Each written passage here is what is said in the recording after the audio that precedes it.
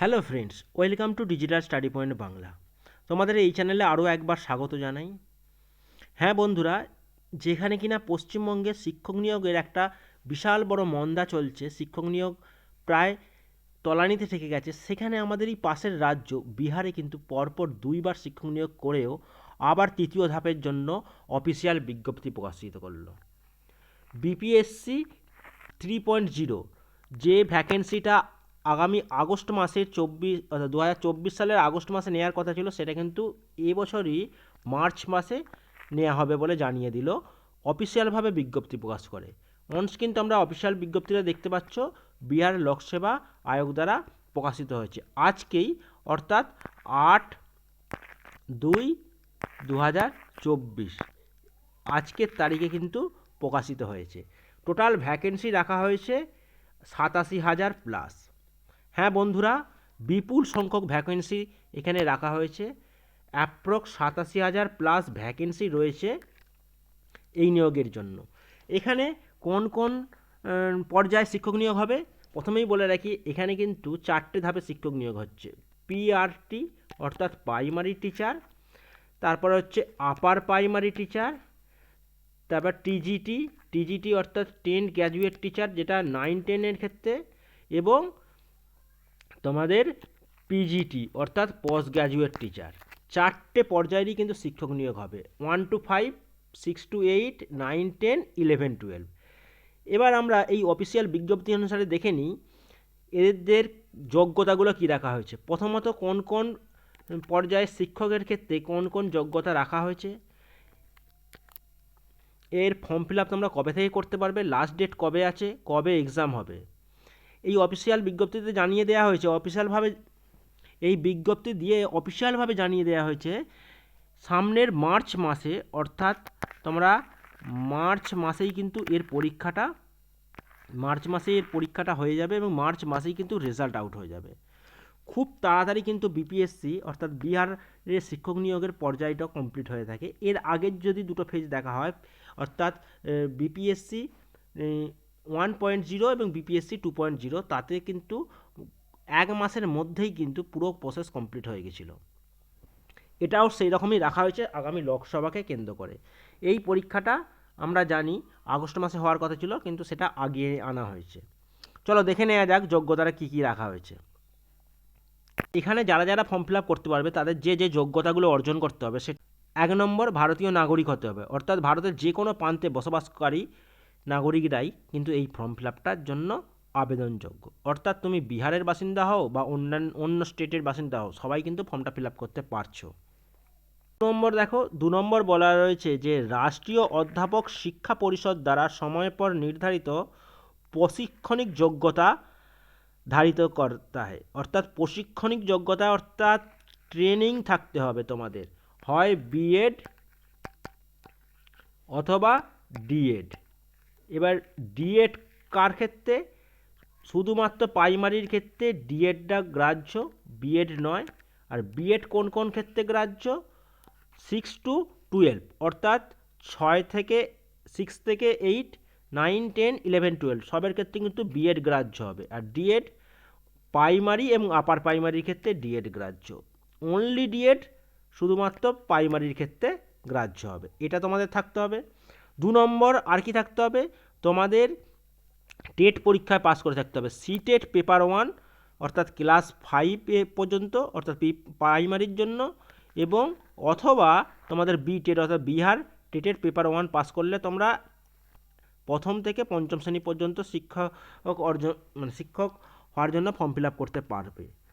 এবার class 6 to 8 এর জন্য তোমাদের সিটেট পেপার 2 অথবা বিটেট পেপার 2 পাস করে থাকতে হবে। ক্লাস 9-10 ক্ষেত্রে স্টেট পেপার 1 পাস করতে হবে, এবং ক্লাস 11-12 ক্ষেত্রে স্টেট পেপার 2 পাস করতে হবে।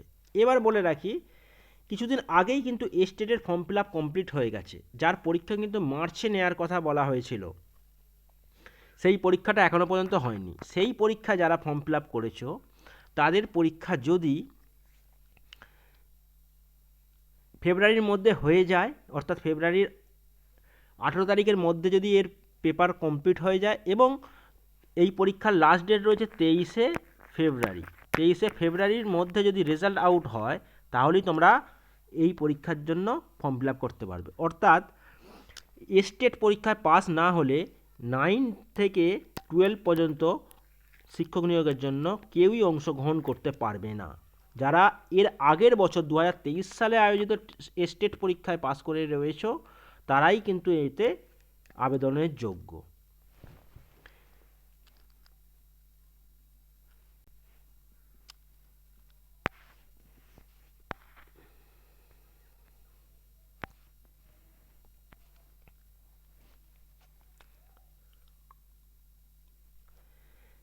এবার ক্লাস 1 to 5 জন্য কী কী যোগ্যতা রাখা হয়েছে? ন্যূনতম 50% মার্কসের সহিত উচ্চ মাধ্যমিক পাস করতে হবে, তার সাথে ডিএড থাকতে হবে, অর্থাৎ 2 বছরের ডিপ্লোমা ইন এডুকেশান থাকতে হবে, আর অথবা 45% নাম্বারের সহিত উচ্চ মাধ্যমিক পাস করতে হবে, সাথে তোমাদের 2 বছরের ডিপ্লোমা থাকতে হবে, অথবা 50% নাম্বারের সহিত তোমাদের উচ্চ মাধ্যমিক সাথে 4 বছরের বিএলএড থাকলেও চলবে, বা 50% নাম্বার সাথে উচ্চ মাধ্যমিক এবং সাথে শিক্ষা স্বাস্থ্য বিষয়ে 2 বছরের ডিপ্লোমা থাকতে হবে, সেটা যে কোনো নামে হতে পারে, অথবা স্নাতক এবং প্রারম্ভিক শিক্ষার 2 বছরের ডিপ্লোমা থাকলেও চলবে। অর্থাৎ গ্র্যাজুয়েশান তার সাথে ডিএলএড বা ডিএড, এটা যে কোনো নামে হতে পারে, সেটাতে থাকলে পার্সেন্টেজটা বাধ্যবাধকতা নয়। অর্থাৎ আমরা জানি প্রাইমারি টিচারের জন্য যে যোগ্যতা, সেম যোগ্যতা এখানে রাখা রয়েছে। এরপর ক্লাস 6 to 8 ক্ষেত্রে যদি আমরা দেখি, অর্থাৎ আপার প্রাইমারির ক্ষেত্রে এখানে বলা রয়েছে আপার প্রাইমারির ক্ষেত্রে কী কী যোগ্যতা অর্জন করতে হবে সেটা দেখে নাও। আপার প্রাইমারিতে 3টে বিষয়ে শিক্ষক নিয়োগ করা হবে। একটা হচ্ছে ভাষা বিষয় অর্থাৎ ল্যাঙ্গুয়েজ পেপারের জন্য শিক্ষক নেওয়া হবে, সামাজিক বিজ্ঞান অর্থাৎ সোশ্যাল সায়েন্সের জন্য, এবং গণিত আর বিজ্ঞান, এই 3 ধরনের শিক্ষক নিয়োগ করা হবে। সেজন্য তোমাদের অবশ্যই স্নাতক থাকতে হবে, আর তার সাথে 2 বছরের ডিপ্লোমা থাকলে তোমরা এর জন্য ফর্ম ফিল আপ করতে পারবে, অর্থাৎ ডিএলএড এবং গ্র্যাজুয়েশান, অথবা কমসে কম 50% নম্বর নিয়ে গ্র্যাজুয়েশান অথবা মাস্টার ডিগ্রি থাকতে হবে এবং বিএড। তাহলে গ্র্যাজুয়েশানে যাদের 50% নেই তাদের যদি মাস্টার ডিগ্রিতে 50% থাকে, সাথে বিএড থাকে, তাহলে তারা আপার প্রাইমারির জন্য যোগ্য। আর এবং গ্র্যাজুয়েশানের সাথে যদি ডিএলএড থাকে তাহলে নাম্বারের বাধ্যবাধকতা নেই, কোনো পার্সেন্টেজ লাগবে না, অনলি গ্র্যাজুয়েশান এবং ডিএলএড থাকলেই কিন্তু আপার প্রাইমারির জন্য যোগ্য, যেটা সমস্ত রাজ্যেই হয়ে থাকে। এছাড়া দেখো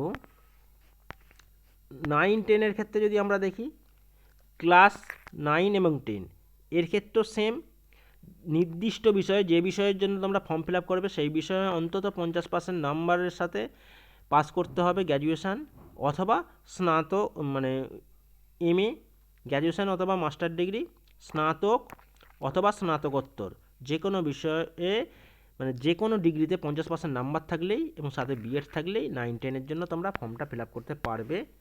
একই নিয়ম, তোমাদের সাবজেক্ট কম্বিনেশানটা অবশ্যই থাকতে হবে। যারা 9-10 এবং 6 to 8 অর্থাৎ 6 to 8 পর্যন্ত শ্রেণীতে ফর্ম ফিল আপ করবে তাদের ক্ষেত্রে বিজ্ঞান বিষয় বা অঙ্ক বিষয় যে সমস্ত শিক্ষক হবে, গণিতের শিক্ষক হতে গেলে তোমাকে অবশ্যই কোন কোন বিষয়গুলো পড়ে থাকতে হবে সেটা তোমরা জেনে নাও। গণিতের সাথে তোমাদের অবশ্যই ভৌত বিজ্ঞান, ইলেকট্রনিক্স, কম্পিউটার সায়েন্স, রসায়ন বিজ্ঞান অথবা সাংখ্যিক অর্থাৎ যেটাকে স্ট্যাটিস্টিক্স বলা হয়, স্ট্যাটিস্টিক, গণিতের সাথে এই কটা বিষয়ের মধ্যে যে কোনো 2টো বিষয়ে তোমাদের অবশ্যই থাকতে হবে। অথবা বিজ্ঞানের সাথে স্নাতক স্তরে যদি তোমরা বিজ্ঞান পড়ো সেখানে জন্তু বিজ্ঞান অর্থাৎ যেটাকে আমরা অ্যানথ্রোপোলজি বলি, অ্যানথ্রোপোলজির সাথে বটানি পড়ে থাকতে হবে, অথবা রসায়ন শাস্ত্র এবং ইঞ্জিনিয়ারিং, এই সমস্ত বিষয়ের মধ্যে তোমাদের একটা থাকতে হবে। আর সমাজবিজ্ঞানে যারা ফর্ম ফিল আপ করতে চলেছ তাদের অবশ্যই ইতিহাস, ভূগোল, অর্থশাস্ত্র এবং রাজনীতিশাস্ত্র যেটা পলিটিক্যাল সায়েন্স, এই 4টের মধ্যে যে কোনো 2টো বিষয় থাকতে হবে, যার মধ্যে ইতিহাস অথবা ভূগোল অবশ্যই একটা থাকতে হচ্ছে। মানে ইতিহাস ভূগোলের মধ্যে যে কোনো একটা সাবজেক্ট থাকবে, তার ছাড়াও অর্থশাস্ত্র অথবা রাজনীতিশাস্ত্রের মধ্যে যে কোনো একটা থাকলেই হবে, বা কেউ যদি ইতিহাসে অনার্স করো তার সাথে যদি ভূগোল পাশে থাকে তাহলেও চলবে, বা পলিটিক্যাল সায়েন্স বা ইকোনমিক্স। একই রকমভাবে জিওগ্রাফিতে অনার্স করা থাকলে জিওগ্রাফির সাথে হয় হিস্ট্রি, নয় পলিটিক্যাল সায়েন্স, নয় ইকোনমিক্স, এই যে কোনো একটা সাবজেক্ট তোমাদের থাকতে হবে, তবেই তোমরা সামাজিক বিজ্ঞানের জন্য যোগ্য হিসেবে ফর্মটা ফিল আপ করতে পারবে।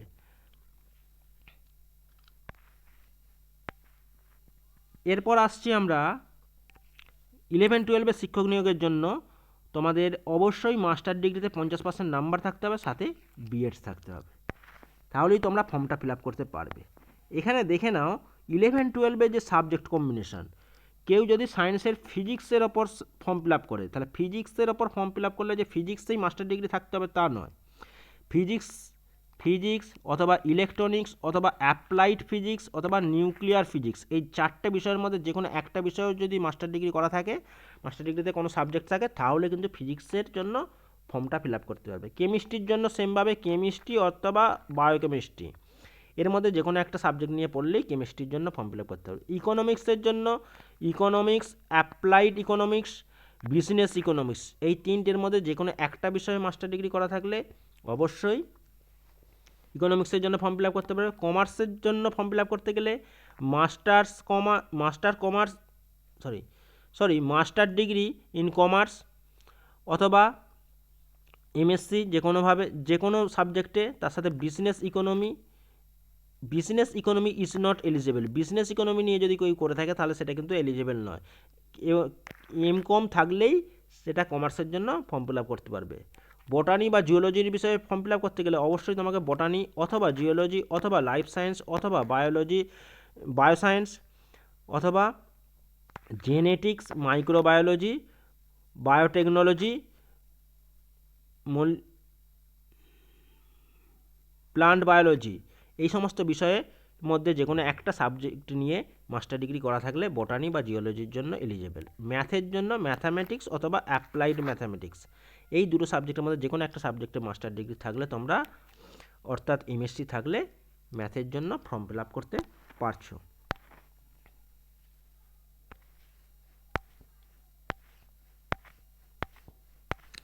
এরপর ইম্পর্টেন্স ডেটটা আমরা দেখে নিই। এখানে সিলেবাসটা আমি এর আগেই আলোচনা করেছিলাম, তাও আর একবার আলোচনা করে দিচ্ছি। দেখো, প্রত্যেকটা বিষয়ের জন্য 150 নাম্বারের পরীক্ষা হচ্ছে, যার মধ্যে ভাষা থেকে 30 নাম্বার থাকবে আর সেকেন্ড পার্ট 120 থাকবে। যেটা প্রাইমারির জন্য, সেকেন্ড পার্ট 120টা জেনারেল স্টাডি বিষয়ে পরীক্ষা হবে, এটা প্রাইমারির জন্য। আপার প্রাইমারির জন্য 150 নাম্বার, 150 নাম্বারের মধ্যে 30 নাম্বার থাকবে ল্যাঙ্গুয়েজ, 40 নাম্বার থাকবে জেনারেল নলেজ, এবং general knowledge, current affairs, math, 4টে সাবজেক্টের মধ্যে থাকছে, এবং নির্দিষ্ট সাবজেক্টের মধ্যে 80 নাম্বার থাকবে। অর্থাৎ আমরা জানি আপার প্রাইমারিতে 3টে বিভাগের শিক্ষক নিয়োগ করা হয়, একটা হচ্ছে সোশ্যাল সায়েন্স বিষয়ে, একটা সায়েন্সের টিচার অর্থাৎ ম্যাথ সায়েন্স, একটা সোশ্যাল সায়েন্স, এবং একটা ল্যাঙ্গুয়েজ। এই 3টে বিষয়ের ওপর যে বিষয়ে ফর্ম ফিল আপ করবে সেই বিষয়ের ওপর 80 নাম্বার হবে, আর 40 নাম্বার থাকবে অল কম্পিটিটিভ এক্সামে যেরকম হয় সেই ধরনের 40 নাম্বার, আর 30 নাম্বার ল্যাঙ্গুয়েজ। একই রকমভাবে উচ্চ মাধ্যমিকের ক্ষেত্রেও তাই, মাধ্যমিকের ক্ষেত্রেও তাই। যদি আমরা 9-10 দেখি, 9-10 আর 11-12, এটা হচ্ছে 9-10 জন্য। দেখো, সেম রয়েছে, ভাষা থেকে 30, সেকেন্ড পার্ট 40 এবং থার্ড পার্ট 80। থার্ড পার্ট বলতে সাবজেক্টের ওপর যে এক্সামটা হবে। একই রকমভাবে 11-12-এরও নির্দিষ্ট সাবজেক্টের ওপর 80 নাম্বার হবে, জেনারেল নলেজ এবং কারেন্ট অ্যাফেয়ার্স, ম্যাথ, জিআই এর মধ্যে 40, আর ভাষা থেকে 30। এবার 30 নাম্বারের যে ল্যাঙ্গুয়েজ পেপারটা হবে, এই ল্যাঙ্গুয়েজ পেপারটা কোয়ালিফাইং পেপার, মাত্র 30% নাম্বার, অর্থাৎ 9 পেলে 90-9 পেলেই কোয়ালিফাই করতে পারবে। আর এই সাবজেক্টে কোয়ালিফাই করলে তবে কিন্তু বাকি দুটো খাতা দেখা হবে, আর বাকি দুটো খাতা অর্থাৎ 80 এবং 40, যেটা 120 হচ্ছে, এই 120-র ওপরই কিন্তু তোমাদের মেরিটটা হয়ে যাবে।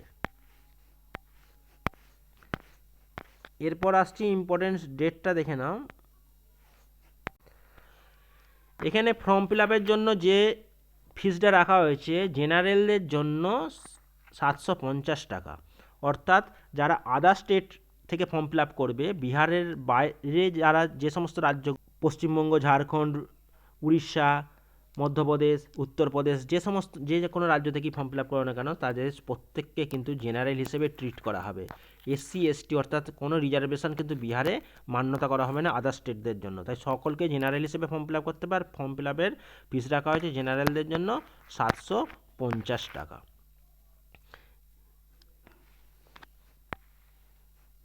এরপর তোমরা কবে থেকে ফর্ম ফিল আপ করতে পারবে দেখো, ইম্পর্টেন্স ডেটটা দেখে নাও। 10 তারিখ থেকে অর্থাৎ 10ই ফেব্রুয়ারি থেকে ফর্ম ফিল আপ করতে পারবে, যেটা চলবে 23শে ফেব্রুয়ারি। 23শে ফেব্রুয়ারি লাস্ট ডেট, এবং ফিস পেমেন্টের লাস্ট ডেট হচ্ছে 25শে ফেব্রুয়ারি। তোমরা এই ওয়েবসাইটে এসে তোমরা ফর্ম ফিল আপ করতে পারবে আগামী 10 তারিখ থেকে, অর্থাৎ সামনেই 10 তারিখ, 10ই ফেব্রুয়ারি থেকে তোমরা ফর্মটা ফিল আপ করতে পারছো। এই ছিল বিস্তারিত আপডেট। যদি ভিডিওটা ভালো লেগে থাকে, ইনফরমেটিভ মনে হয়, অবশ্যই একটা লাইক অ্যান্ড শেয়ার করে দিও। এই সংক্রান্ত যদি আরও কোনো কিছু সমস্যা থাকে তাহলে কমেন্ট করো, আমি রিপ্লাই দেবো। এই পিডিএফটা অর্থাৎ এই অফিসিয়াল পিডিএফটা পাওয়ার জন্য আমার টেলিগ্রাম চ্যানেলে যুক্ত হয়ে যাও। টেলিগ্রাম চ্যানেলের লিঙ্ক এই ভিডিওর ডেসক্রিপশানে পেয়ে যাবে। Thank you. ফিরে আসছি পরবর্তী আপডেট নিয়ে। ততক্ষণ পর্যন্ত তোমরা সুস্থ থেকো, ভালো থেকো।